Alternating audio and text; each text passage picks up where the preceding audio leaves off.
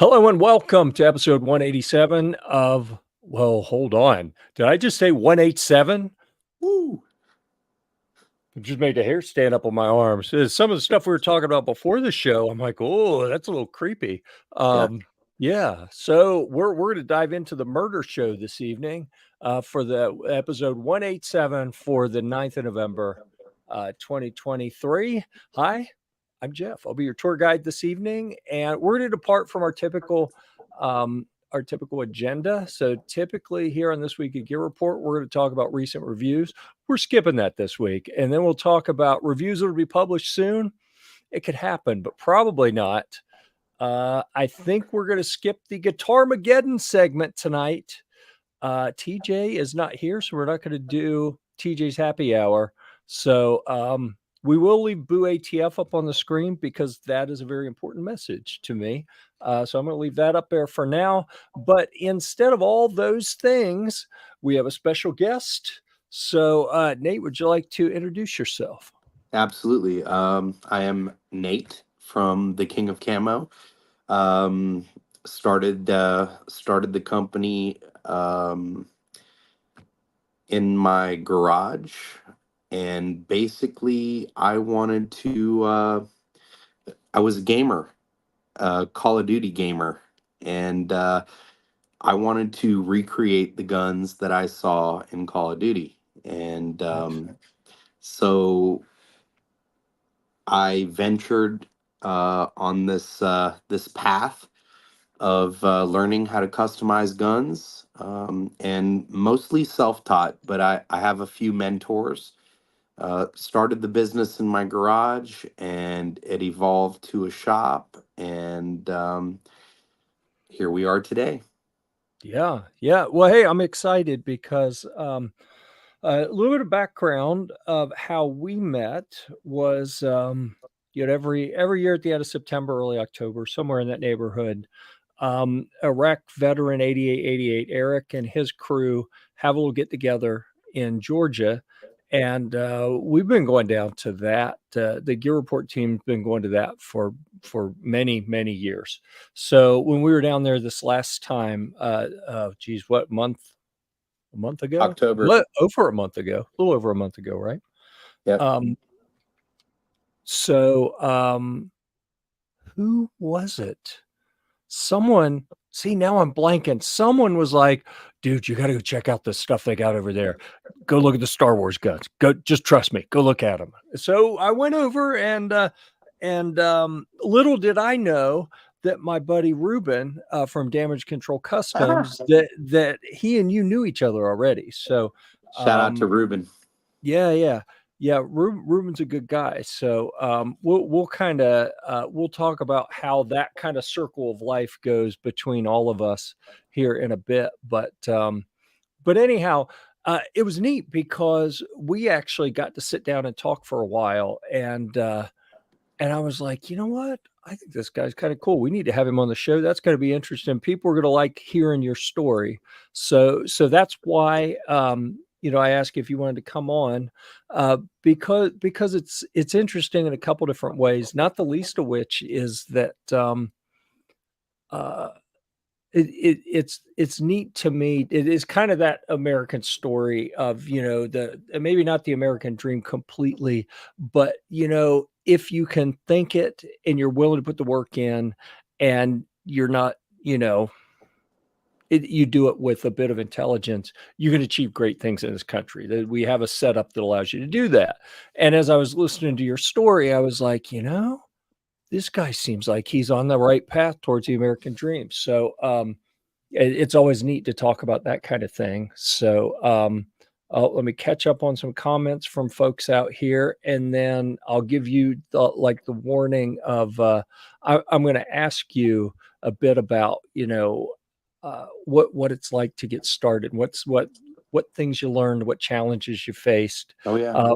But first, but the first thing I'm going to ask you is the scope of your services. Let's talk about some of the cool stuff first, and then we can dig into some of the challenges. So, Yeah. comments out there, Defense Dad. If you didn't know this, Nate, this is our standard greeting. We've been doing this for years. I don't even remember how we got started with 3 Yo's. and they need to be Yeah. capitalized. But Yo, Defense yo, Day yo. knocking it out of the park. Chris for the 740 being nice here. So we have an exceedingly nice audience here typically. That's GA awesome. Trucker 69 is stalking Chris. Chris is a cool dude. That's legit. I mean, I don't even have a problem with you stalking him. Ghost Tactical, soy. He's Ghost Tactical. We love Ghost Tactical, right? He's a good dude. Yeah. But Trey's a little odd sometimes. So everyone else does yo. He does soy, whatever. We just say I good think you job. have to be a little odd to be doing what we're doing. Right. Yeah. We appreciate him though, Yeah, for sure. So let's see. I almost caught up with everyone's just being nice to each other this evening. Well, that's And that's awesome. good when that happens. Sometimes people go off the rails a little bit. And before I forget, something I need to call out about I just noticed something in the ticker down here. We do this every Thursday at 9 p.m. Eastern. That part is correct. We are, as far as y'all know, we are still sponsored by Maxim Defense, making some of the best ARs and silencers and braces and all sorts of stuff on the planet. Special thanks to our patrons. Okay, here's where we go off the rails. I shut down our Patreon about a week ago. And call me a joiner or follower or whatever. Ghost Tactical shut his down. Clover Tack shut his down. They kicked Gizzard Gary off the platform. They kicked Obnoxious. They kicked him off the platform. That was a while ago. And we were already on kind of thin ice. And some of my other friends, said, you know what, we're done with Patreon. And I looked at the numbers and it really didn't make sense to stay on. It wasn't worth the effort. So we shut that down. So I need to update that ticker at some point. Defense Deck Wait, calling me out. so Patreon is censoring you guys? Somewhat. I mean, like a lot of the different social media type places, they're not real big on firearms stuff, and they tend to do things that don't make sense to people who do gun stuff sometimes. So, I've been saying this for years. I think we need to uh form a coalition and start a new website that mm, allows the rights of all Americans to be respected. mm, Like YouTube, though it's such a great platform and it's so diverse, it censors us tremendously. oh yeah, yeah, And uh, we know this for a fact because there's all kinds of shadow banning that occurs not only on YouTube but on Instagram, on Facebook, on all these social media platforms. dude, I yeah, mean, they do not allow us to genuinely exercise our rights. right. Um, And you know what? So I'm talking about Facebook, YouTube. I understand. And I haven't seen this firsthand, but Chris from Clover Tech does a lot of work with YouTube, and he tells me all the time they're really trying, they're doing better, they're seeing the value that firearms content brings in terms of ad revenue, which is not insignificant. So they're coming around. They still have some people within the ranks that aren't gun friendly, and they'll try to tank us whenever they can. But as the big ship of YouTube, he says, may not be fully turning around to be like gun proponents, but they're veering off of that course of, let's sink everyone who is related to guns and getting better. That's what he keeps saying. But Facebook, we had some kind of group discussion things going on in Facebook, and they were private. They were not public. It was private chats. And if you post any of the wrong links, like your account may get suspended. Like I haven't been able to, you may notice, Nate. I don't know if you can see it since I think you said you were on a phone. You probably can't, but we're on 2 YouTube channels, Twitch, Twitter, and Odyssey, I think, or the platforms we're live right now. We used to go live on Facebook every week as well.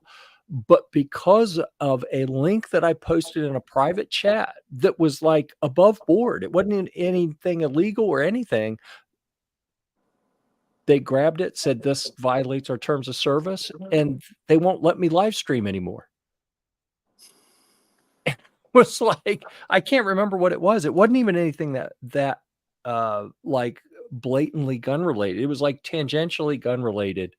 And they were like, nope, you can't live stream anymore. I'm Yeah. like, what the hell? See, and yeah, I don't know what is happening to the world right now, Yeah. but there is so much of this censorship happening. We're the freest country in the world, Yeah. yet it feels like we are very censored. Yeah. And Yeah. we may not be realizing it, but like, for example, TikTok. I just learned this the other day because I've been on TikTok, but I got banned 6 times. you know, for Mhm. displaying my artwork. Not saying it's for sale, but just displaying my work. Yeah. And apparently that ruffles too many feathers. But Yeah. like, I know we're trying to keep this PG-13. You can show nipples, you can show twerking, you can show labia, you can show all kinds of things that are so inappropriate that children shouldn't see, but safe firearm handling is still Yeah. called out. Yeah. Like, us bringing to the forefront the idea that safety is the most important thing about firearms Yeah. is We've got censored. a we've got a self-fulfilling prophecy going on in the US right now, in my opinion, and that is um, schools aren't allowed to talk about guns. You can't teach gun safety unless someone's like in scouts or has a family member who's into guns. Like most young people are never going to be exposed to firearms at all, which means that we're a country where any, adult who's not a felon can go buy guns, but they've never been taught how to use them safely or what the unsafe things to avoid are because the schools freak out and won't let people teach that. It's like and then they wonder why people do dumb shit with guns. It's like, teach people how to use them safely. I mean, I think their idea is that if guns are bad becomes like what people believe through the education system, then we'll go through a transition period and then people won't care about guns anymore. And then the fact that people don't know how to use them won't matter because they won't be around. And Yeah. I don't think they get that, we're not going to let that happen. So we got off track and it's a good discussion and I appreciate the discussion, but Perfect. we haven't really told people exactly the scope of what your business is. You've alluded to it, but tell us what you do. Basically, I customize firearms. You bring me an idea and I will make it come to fruition. And, y- like I said earlier, when we first started, my business, I've always been a PC gamer, a first person shooter. I also do a lot of race sims. I have a full race chassis right next to me over here. Um, All right. and although I haven't used it in more than a year, just because I've been so focused on the business, I've been a big gamer my whole life. And my first exposure to firearms when I was 14, 15, was in video games. And then I moved to the States. I'm an immigrant to the country from Canada. My Mm, mother's French Canadian. My dad is from India, mhm, and so we moved to Georgia when I was about 14 or 15. It was right around when my spark for gaming really came alive, and started playing all these different games with all these cool modern firearms. And then I started hanging out with some good old boys from Georgia mhm. who got to shoot 22 ARs out back of their house because that's normal. Sure. Like their parents give them a 22 and a bunch of ammo, and they teach them the safety, and then the kids can go out back and shoot. And Yeah. they invite their friends, and I was one of those friends that got invited and was immediately hooked to doing the real thing Hmm. rather than, Yeah. on clicking on a mouse. And it just kind of took off from there. So, when I turned 18, I bought my first gun, which was a 1022 takedown.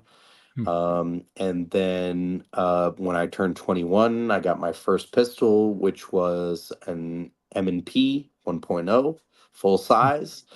Mhm.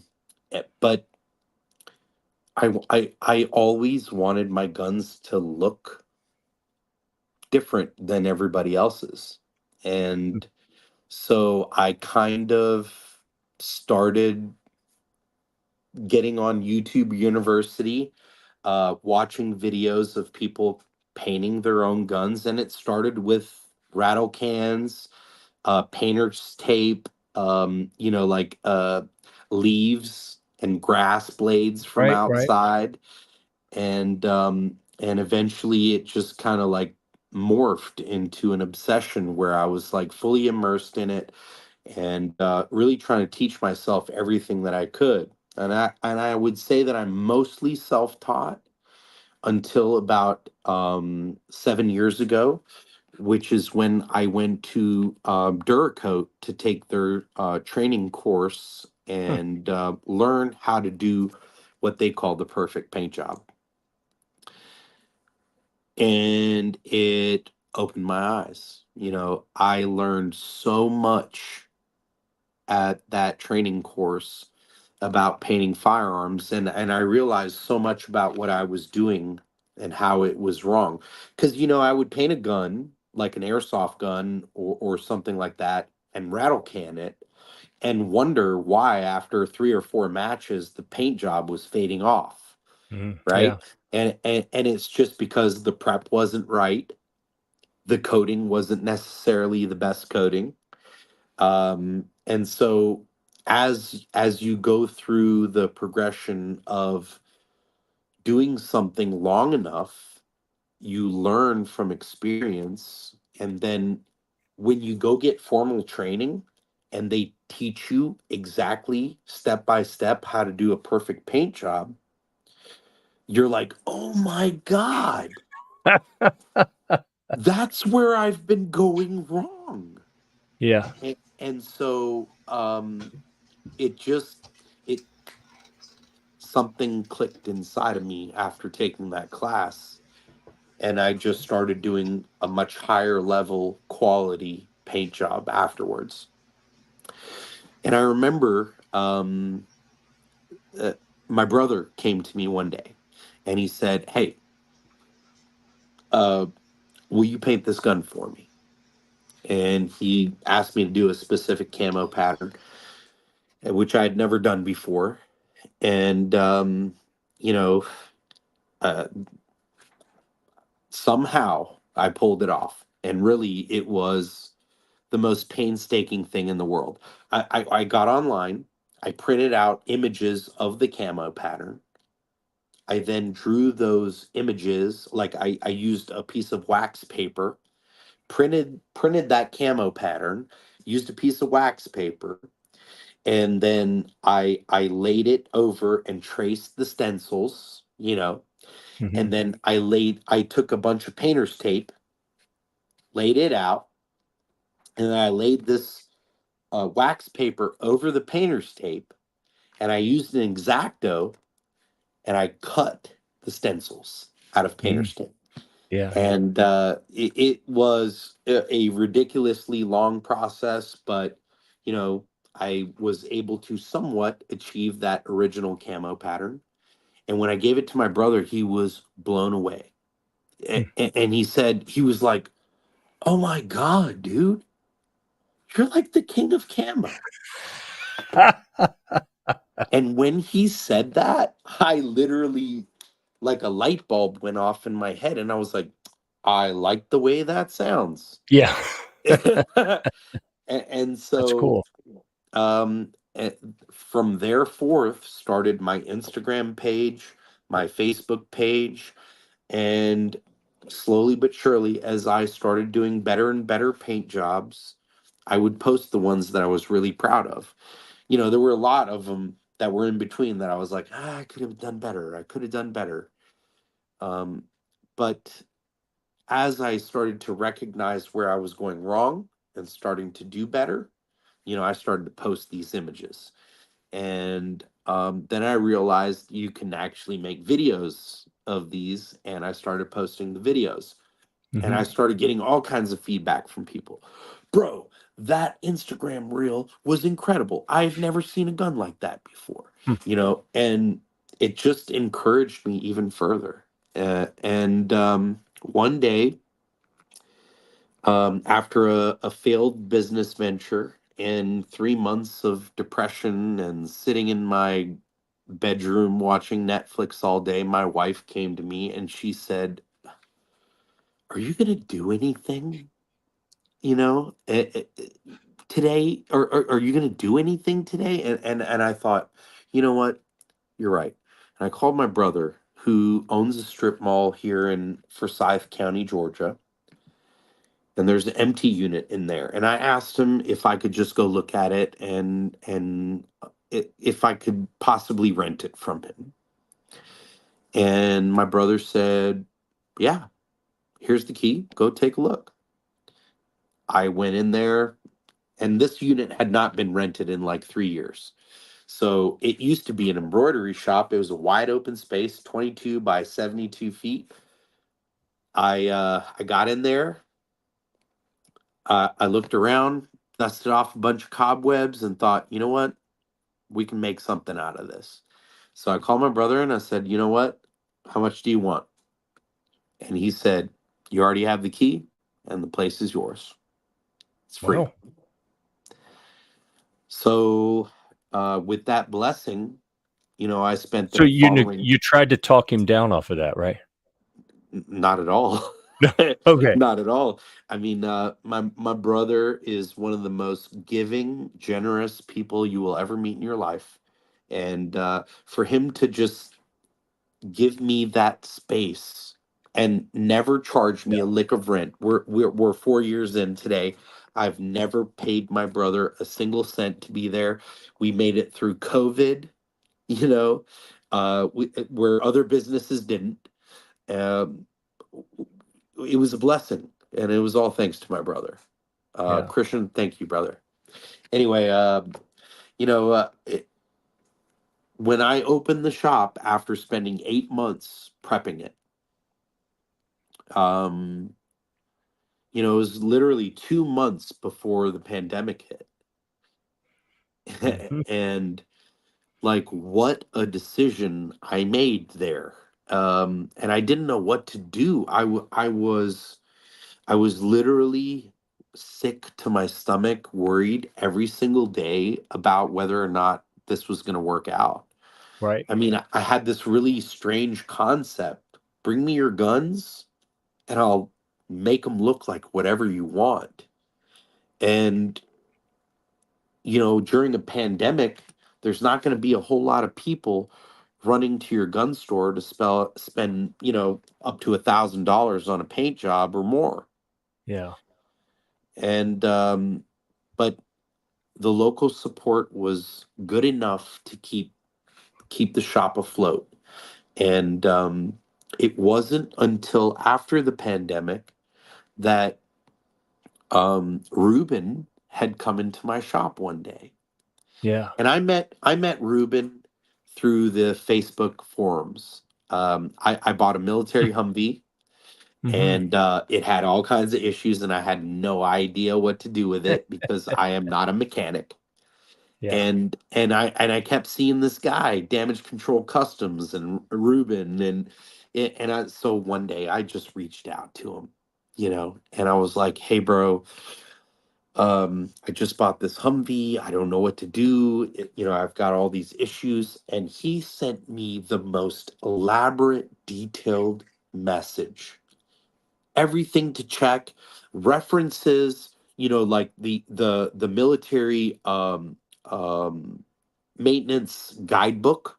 he Sure. sent he sent me that. I didn't even know that existed, you know and when I realized that, you know a complete Neanderthal can take that manual and pretty much repair anything on that vehicle. I started doing all the work on it myself, and it was really thanks to Ruben. And we became friends. Right. And one day in 2022 or 2023, no, 2022, late 2022, it was September of 2022. He came into my shop, had a Desert Eagle he wanted a custom holster made for. Mm, So right.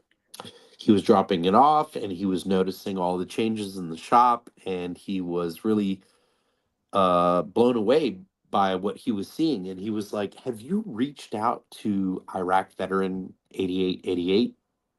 You know, he's local, right?" And I'm like, "Of course, we've reached out to everyone. Grand Thumb, Iraq Sure. veteran, Matt from Demolition Ranch, Brandon Herrera, Colio Noir. I mean, everybody who is an advocate in the firearms industry, we reached out to. But because we're such a small company, nobody knows who we are.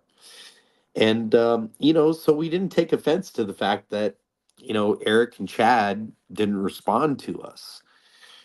But Ruben was like, okay, you haven't heard back from you contacted him and you haven't heard back from him? And I was like, yeah. And he goes, hold on. He pulls out his cell phone and he gets on the phone, and within 20 seconds, he's on the phone with Eric. Yeah.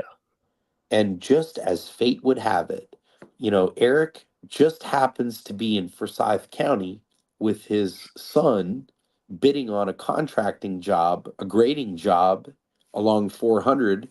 Uh, and Wow. they're only like 20 minutes away. So he says he's going to be there in about 30 minutes. He's going to come to our shop. Right.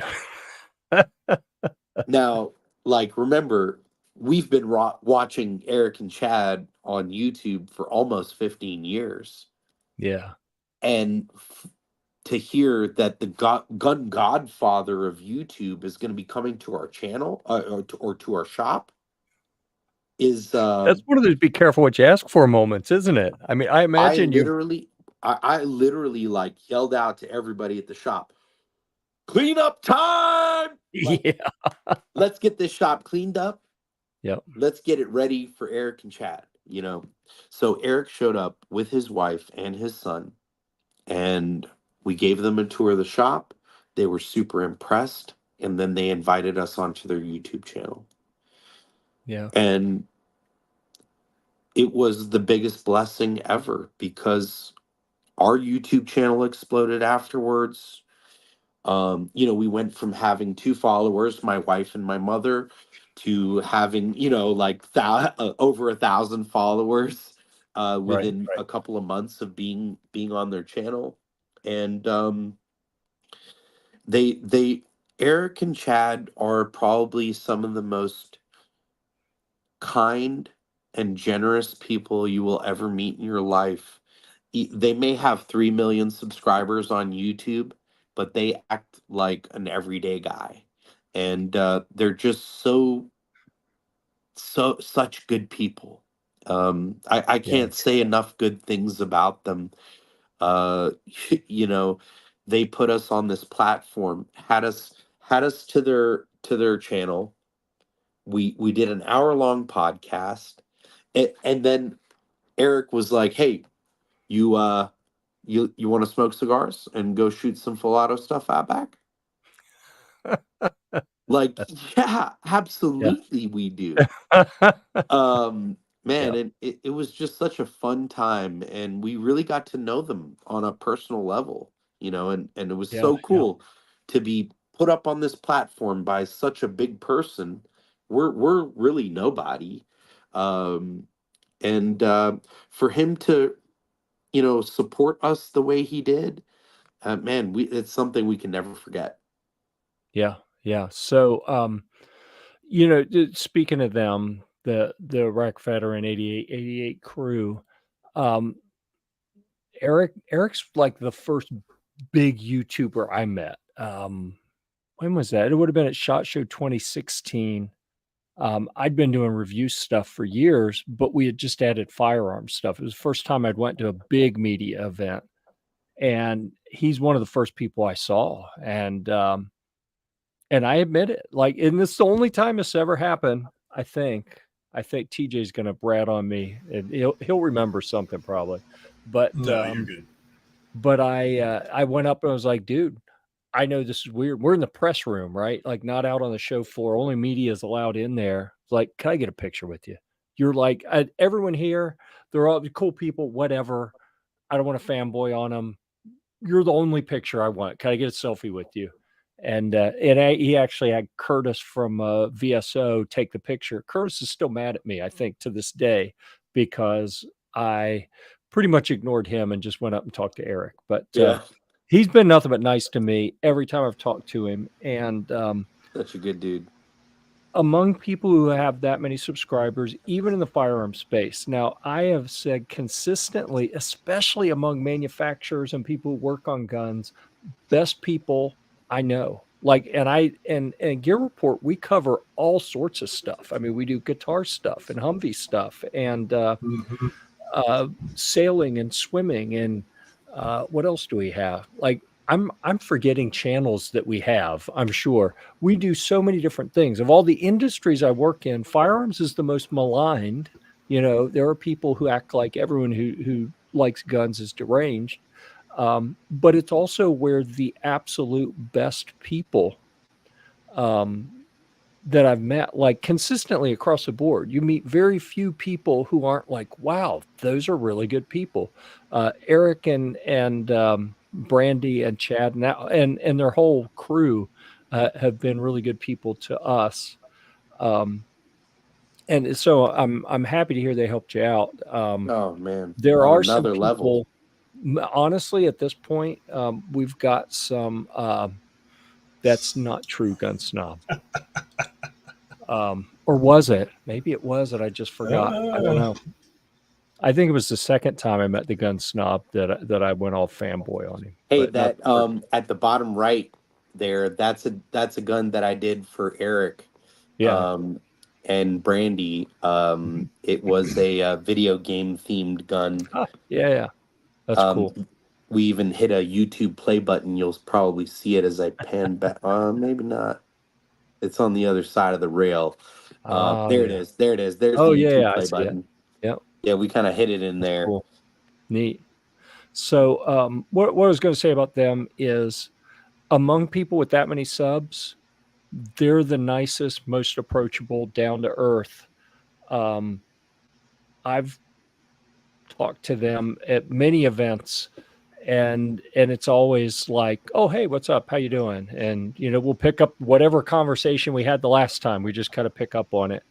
And among the people with that many subs, they're the only ones that are like that I know. And then totally even agree. in the gun space, I like all the other people. They're good people, but I don't want to say fame's gone to their head, but they're not as approachable. So we're fortunate you live close to Eric. Yeah. 2018 at SHOT Show, I met Matt from Demolition Ranch, and he was actually very cool. Nice. He kind of saw me fanboying from a distance and was like, "You want a picture, bro?" He was like, he like waved me over. He could tell. Right. But he was so cool, and we chatted for about 5 or 6 minutes, and he was very genuine. I feel like, you'll find some people in the firearms industry to be so surprising. Mr. Guns and Gear, Mike from Mr. Guns and Gear, Dave from 22 Plinkster. Yep. These are people that a lot of the old school YouTubers are solid people. Unfortunately, we've got a thing going on now where some agents have gotten in, and I say agents as in like Hollywood agent type people. Correct. And they're manipulating a lot of people as they're rising up the ranks, so to speak, and creating some people whose attitudes I'm not necessarily thrilled with. But all those old school guys they're solid dudes. They're good people. Yep. And yeah, so I'm going to insert myself into your success story here, completely out of the blue. But you know what? You've done all the work, right? You get all the credit for your success. The tiny sliver of credit that I'm going to take here is Ruben introduced you to Eric. I introduced Ruben to Eric. That's So awesome. I'd like to say in the That's circle of awesome. life that I did play a small part in Well, helping there. Yeah. yeah, we talked about this Yeah. when we were at Range Day, and isn't it awesome how so many people in the gun community want to help each other out and want nothing in Yeah. return? Want nothing in return. Yeah. That's what we're really all about, is just genuinely helping out our community. I tell everybody, like we've recently affiliated with a bunch of other gun stores in the local area, Mhm. as well as other vendors, companies, manufacturers. And the point of doing this is so that we can all rise up together, right? If the King of Camo explodes tomorrow, rest assured that Sword and Shield, Lamont's Firearms, Dawsonville Gun, Bullseye Gun Range, Johns Creek Gun Range, Appalachian Armory, all the people who have supported us will get the love, and will come with us, because we are not leaving anyone behind. We want everyone to rise up together. And I think if we band together as a community and help each other, then we can do that. We can genuinely do that, because we create this network Yeah. of Yeah. positivity, of motivation, of wanting to go get it. And by doing so together, it makes the workload easier. Yeah. Yeah. I absolutely agree with that 100%. And some of the people you see in the comments are in a like a little working group. Like you might say that many of them are what we'll call gun tubers. And by the way, maybe you want to go. Oh, shut up, TJ. I mean, except for like Ghost Tactical, whatever. Yeah.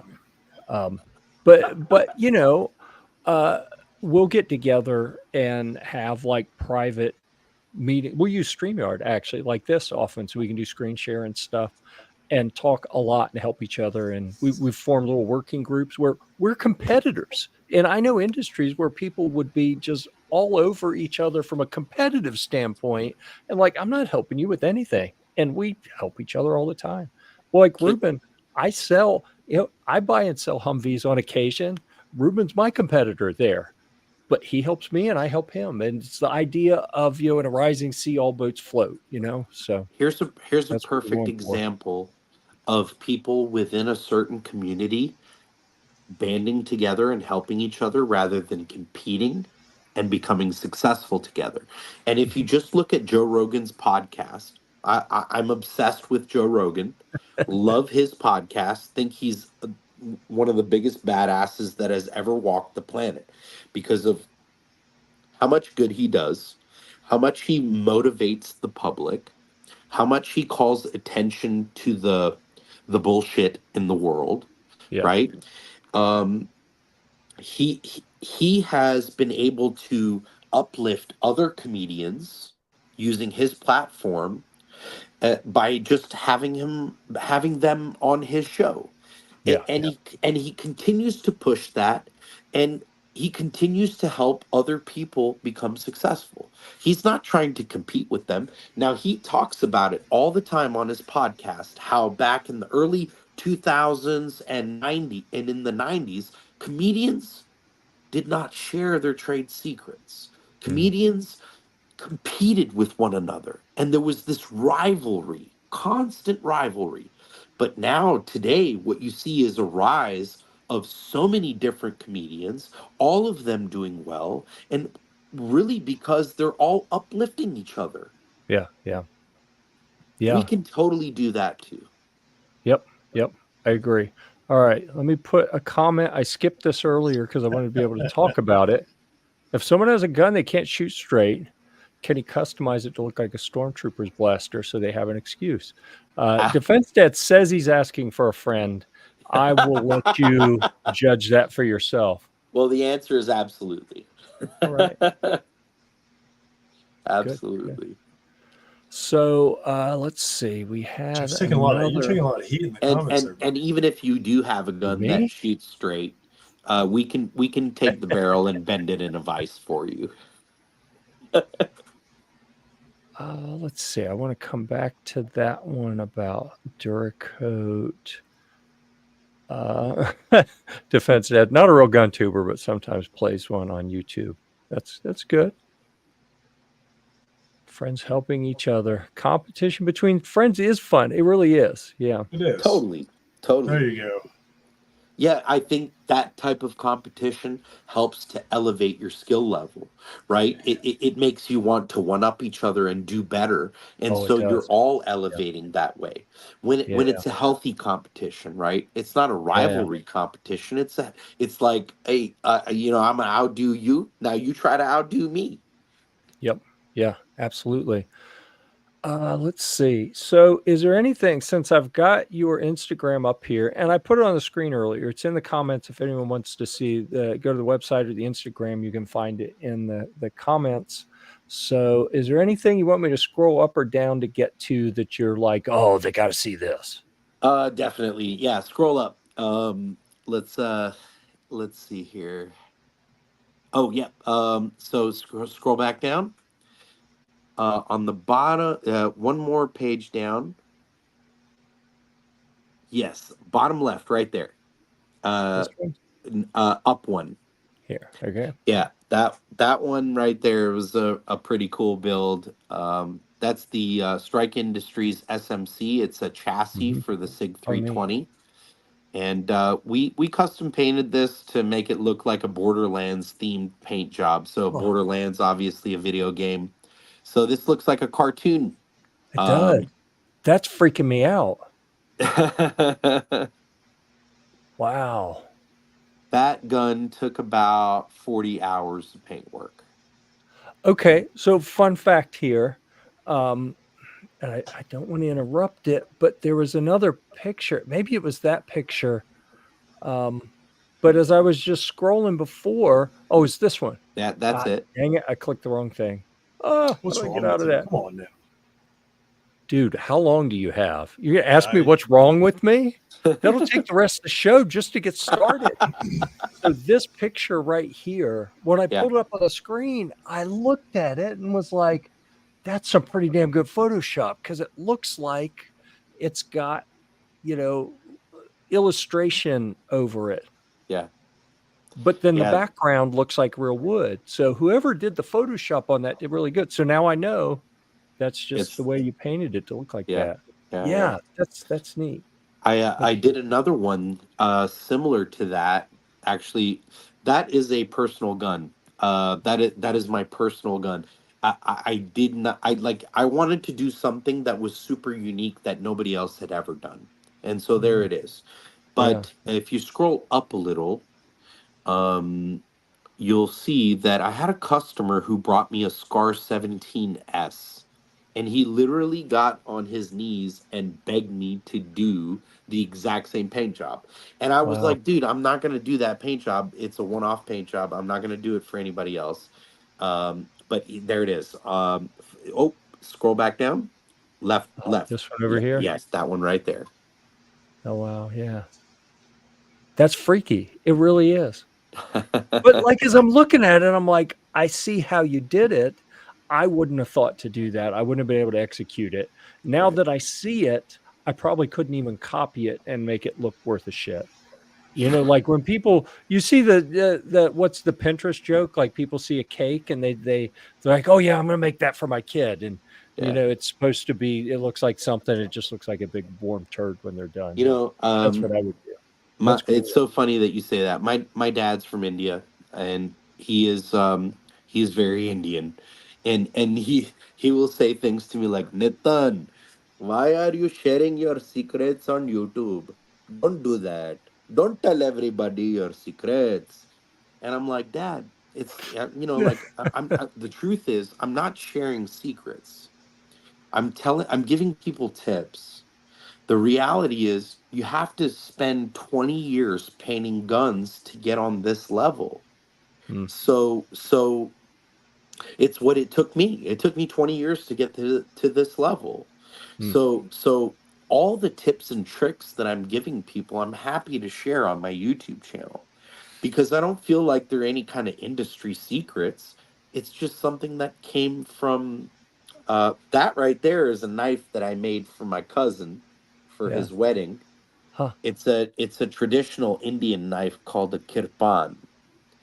And I went to Old Town Cutlery, which is a local knife store, and they helped me pick out the Damascus, and then we built the knife from scratch. Wow. Yeah, that's cool. Yeah, yeah, I'm pretty blessed to be surrounded by such cool people all the time. That's for sure. Yeah. Yeah. So I have to confess something, Nate. Yep. Because TJ's going to sell me out on this anyway.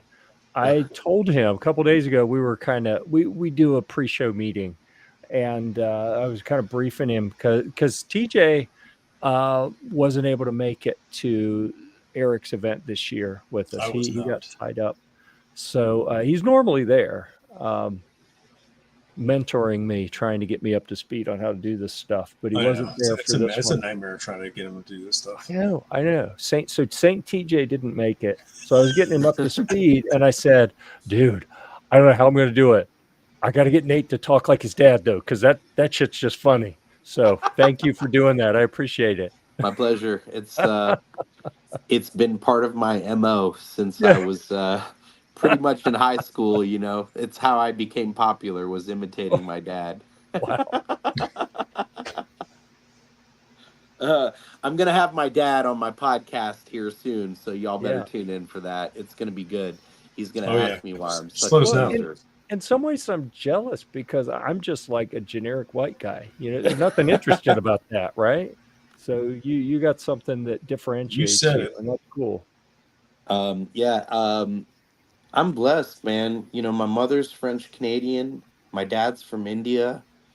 I grew up in Montreal, which is a very diverse, multicultural city. Hmm. I moved to Georgia when I was 14 or 15. And obviously, I've lived most of my life in the South in Georgia now, but Hmm. my Yeah. origins are from a very liberal country Hmm.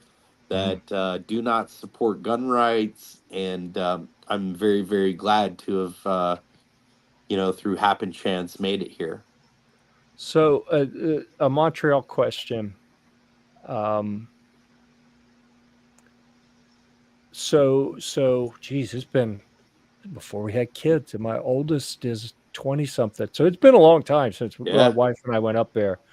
But we got the distinct impression that everyone from Quebec was just, they could speak English, they just refused to, like correct. out of Yep. spite. And I was It's just it's curious. the reason we immigrated out of Canada to the United States. Yeah, they were Wow. they were actually forcing English speaking citizens to take French immersion school.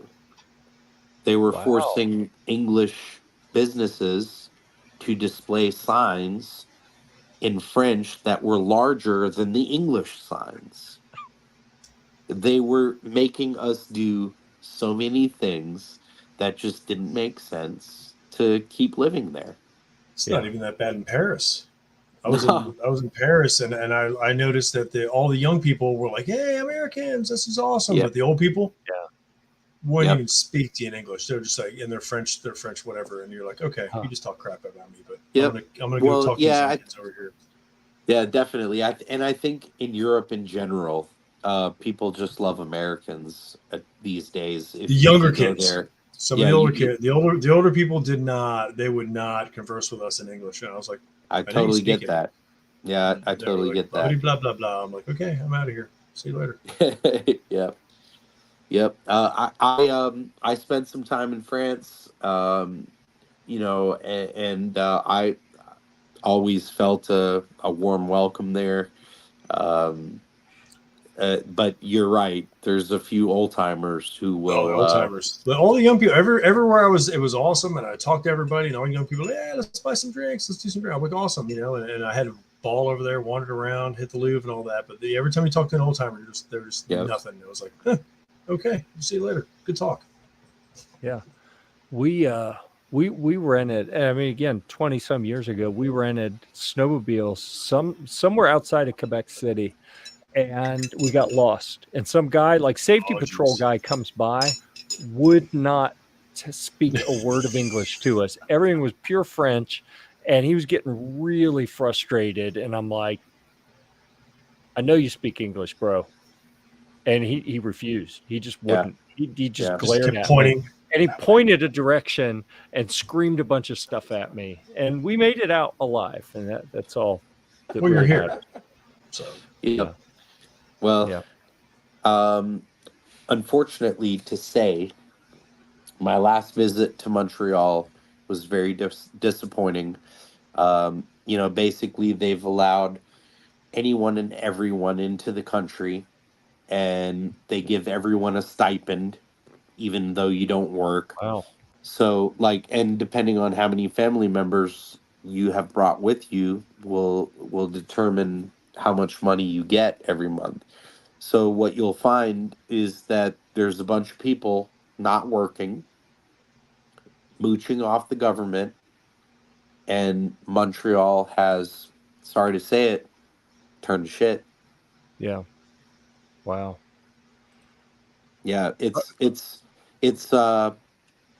not even recognizable. Yeah.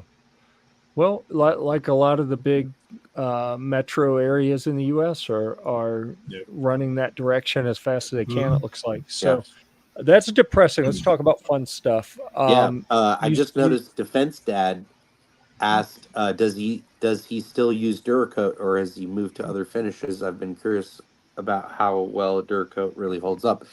So Duracoat is my favorite finish to use. I use Cerakote, I use Gun Coat. I use whatever the customer wants, but my personal preference is Duracoat, and here's why. Duracoat is the finish that I find um, most conducive to achieving the perfect paint job. Hmm. The reason why I say that is because, um, first of all, it sprays on nice and thin. It's not a thick coating.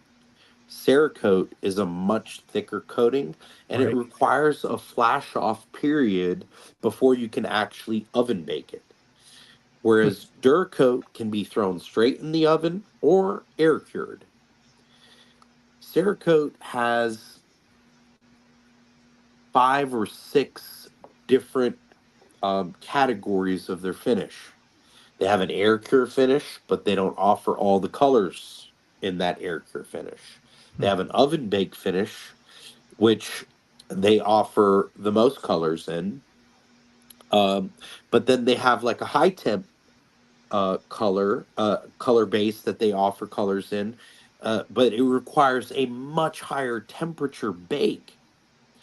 So that means that you can't bake optics, especially optics that are filled with some type of gas like argon to Hmm. keep, moisture out. When you put an Yeah. optic in the oven at 300 degrees for 2 hours, you're definitely going to ruin some seals. Yeah. And so what I found was that Duracoat was the most forgiving. Duracoat was the easiest to work with, and it is my preference. Now, when it comes to like scratch resistance, durability, all that good stuff, look, listen, there is so much chatter out there in the world about which coating is better than the other. And I will tell you this right here and right now. I've been using all of them, tried them all, and what I find is that they all perform pretty much the same. Hmm. They might claim that one is better than the other, but really the reality is they all kind of perform the same. A ceramic coating, whether it's Cerakote or Duracoat, if you holster and unholster that weapon several times a day, it's going to get wear. Yeah. it's gonna get wear. It's just really it's a matter of preference as to color, uh, in my opinion.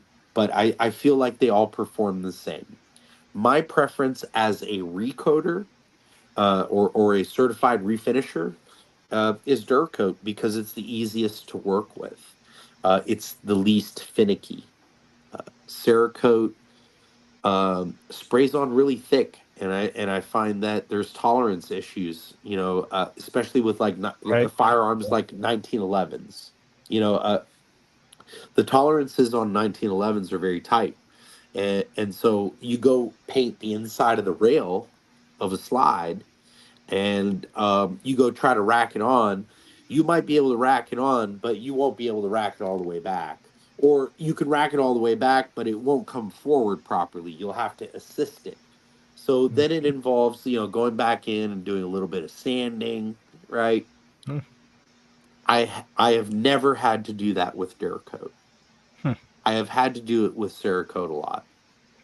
Now they're both great finishes, and as far as which one is the best, they have different cure times. So Duracoat continues to air cure even after oven baked for 3 to 4 weeks after it's been reassembled. So we always recommend to people, once you get something Duracoated, put it in your safe and leave it there for about a month before you really put it through its paces. That's where it's going to get its full hardness, its full cure. And same with Cerakote. Like Cerakote, you can oven bake it and it's ready for reassembly. And, God forbid you have to use your firearm to save yourself or someone else. You can use your firearm, no problem. But it's going to have the best wear resistance and longevity if you give it the full cure period without manipulating it. Right. So hopefully that helps to answer that. Does. I've got to be careful to make sure my wife doesn't watch this episode, because if she finds out that storing in the safe for 4 weeks will make it harder, then I'm going to be banished to the safe, and I really don't want to be in there that long. So, yeah. Yeah. Um, That's funny. yeah. There went the PG friendly, huh? Oh, So, yeah. Right out the door. all right, we had a couple other questions here. Oh, this is a neat one. Highest priced or rarest gun that someone's brought to you to customize? Let's see.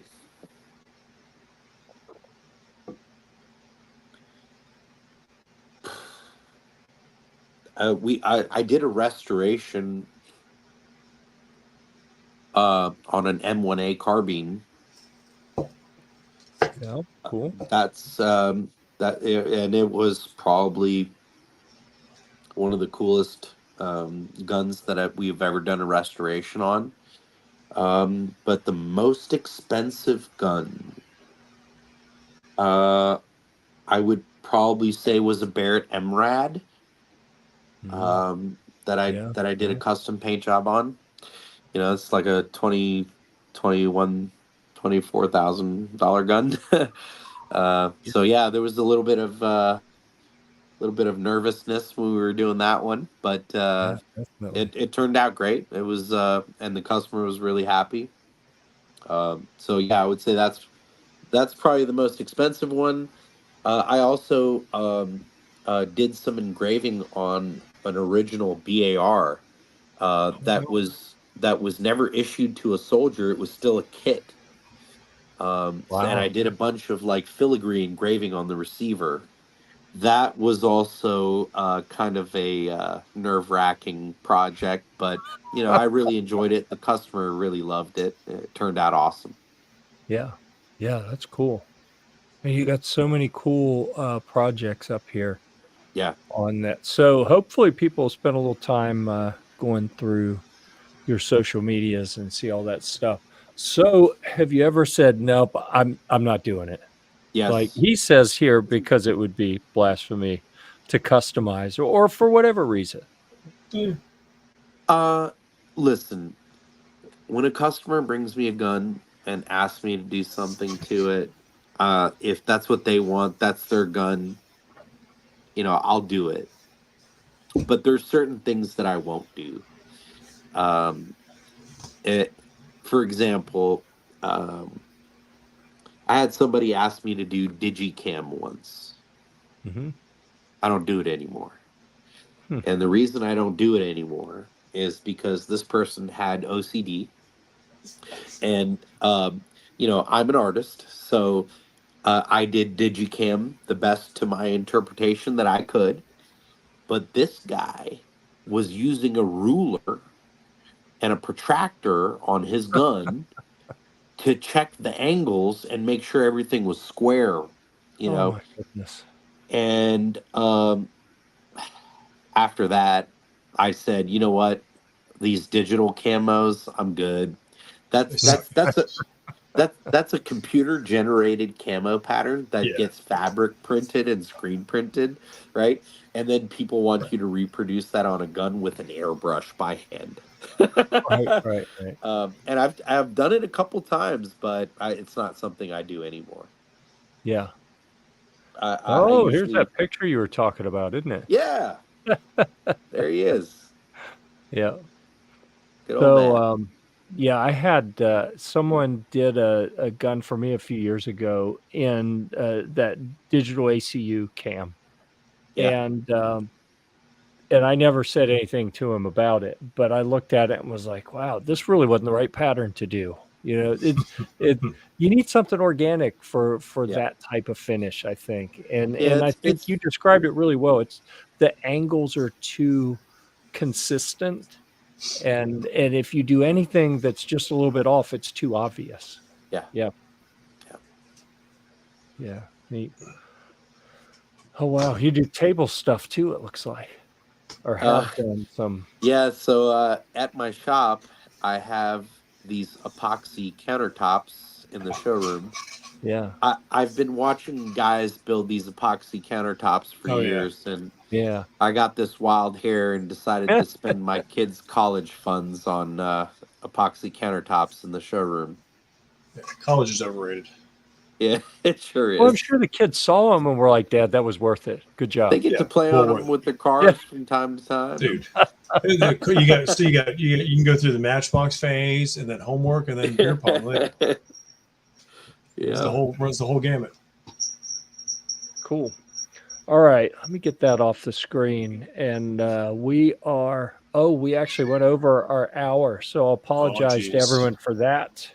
TJ, thanks for joining us. I didn't interrupt I'm the glad I'm welcoming of glad the I could show. show up, Jeff. I'm glad I Yeah, could show up. hey, and it looks like you found a camera, so that's good. It's Awesome. the horrible camera. I got to figure it out. It's not the greatest.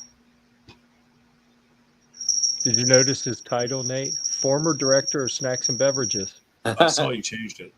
Yeah, I saw was you waiting to see if you changed it back or No, not. no. I was like, I don't have the energy. I'm good. So, okay, if anyone, all right, let's go a couple different directions here. Um, all right, I want to share your Facebook out here as well. We've got, I mentioned that a lot of the people that were participating in the chat also do channels, and some of them do podcasts and other things like that. So I'll say if a customer wants to reach you to do something, if any of these other media people say, "Hey, he was a cool guy, I'd like to get on my show," how do they reach out to you to do that stuff? Definitely. Best way to reach us is by email, and it's info at thekingofcamo.com. Pretty Okay. simple. Yep. Yeah, if you reach out to us, either myself or my store manager, Ryan, will respond to you. Ryan's usually the one who does it, to be quite honest, because I'm usually in the back painting and not checking emails. So, Sure. Sure. yeah, Ryan, reach out to Ryan. Otherwise, if you want to call the store and talk to us, you can do that too. Our number is 470-297-5809. And Instagram is also a great way great way to reach me personally. I run our Instagram page. So if you want to send me a question or you have an inquiry or whatever, you can always DM me on Instagram. That's the platform that we are most active on aside from YouTube.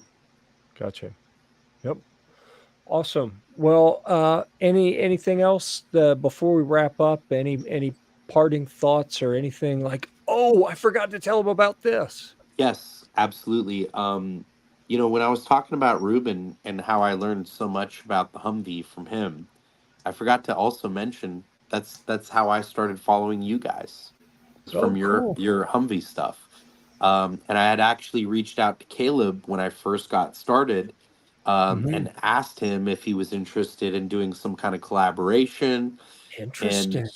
yeah, and we had kind of talked about it back and forth, but then it kind of fizzled away. And honestly, I think it's probably because of price. But Mm. we both know that Caleb's a very thrifty dude. Um, Well, I'll tell you the other thing about Caleb that's really kind of funny that you mentioned that, because Caleb has never been on the program because of where he lives in his day job. He can't ever be on the program. His uh, internet won't support it, and uh, but Caleb is our hunting editor, so a lot of people here. He doesn't make it to many events either, so uh, some of the people may not know him, but Caleb had posted some custom camo paint jobs that he'd done to a couple different guns in a Facebook group, and I saw it and said, "Hey, that's really cool." He'd actually written it out like someone said, "How'd you do that?" And he had this technique he was doing with sponges. So he'd yeah. take spray paint and spray a little pool of paint on something, and he'd dip a really coarse sponge and then tap in different places. And it really cool technique. He wrote up a quick tutorial on how to do it. And I saw that. I said, "Dude, don't know you, but I got a website. This is a pretty cool tutorial. Can we like formalize this and put it up on the website?" And that's how he came in, was doing paint on guns. How So cool! How yeah, cool! Well, I got to meet Caleb at the range day event. yep, Super cool dude. yeah, Really enjoyed talking to him. And I'm still down to do that collaboration. So yeah, maybe we sure, should rekindle it. yeah, sure. Um, okay. Oh, that reminds me, TJ, what's the coding that you've been playing with? Because I know I tried to The tell Nate about it and I couldn't remember duty what it coat, was. duty coat. It's Duty called code. Monster Tough by Duty Coat from Yep. Modern Spartan Systems. What are So your thoughts on it? maybe, It's easy to use. I mean, and it air dries, so it was. I mean, for me, for your average Joe, it was super easy to use. You see a air compressor, a hose, and a spray gun. And it Yeah. doesn't even have to be a really good spray gun.